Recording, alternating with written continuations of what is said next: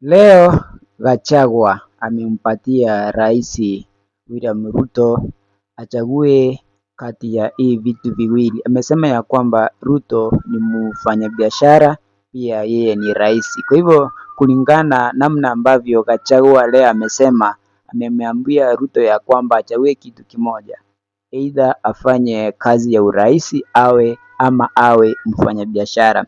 Kisha baadaye Gachagua ameweka wazi na kusema ya kwamba kuna vitu ambavyo alikuwa amesema awali, amefasiri ya kwamba ama ametabiri ya kwamba vitakuja kufanyika na mwisho wa siku imefanyika. Alisema ya kwamba aliwahi ambia watu ya kwamba Ruto ataongeza bei ya mafuta, kitu ambacho kimefanyika. Kisha baadaye amempatia Rais William Ruto siku 7 hakikisha ya kwamba ameondoa 16% of VAT ambayo alikuwa ameongeza. Inasemekana ya kwamba alipunguza kidogo kwa mafuta, na kulingana na Gachagua anasema ya kwamba apunguze, atoe 40 shillings yenye alikuwa ameongeza.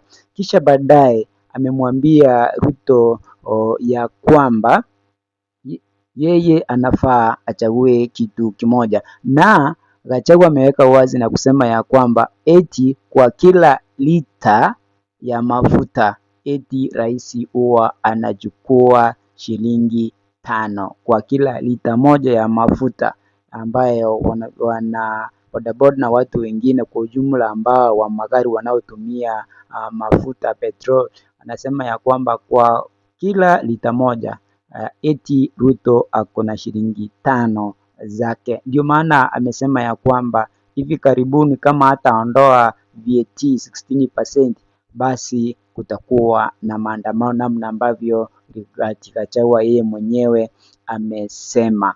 Na utaona ya kwamba mahali imefikia, Gachagua ni kama haogopi, anasema ukweli, kwa sababu yeye anaona ya kwamba hii ni njia moja tu ya kuweka wazi na kupata umaarufu hasa ambao unaonekana ya kwamba anajali sana wa Kenya. Hayo ndio vitu ambavyo vinaendelea katika nchi yetu ya Kenya, lakini tunaamini ya kwamba, kulingana na maoni yangu, ni kwamba vitu vitabadilika.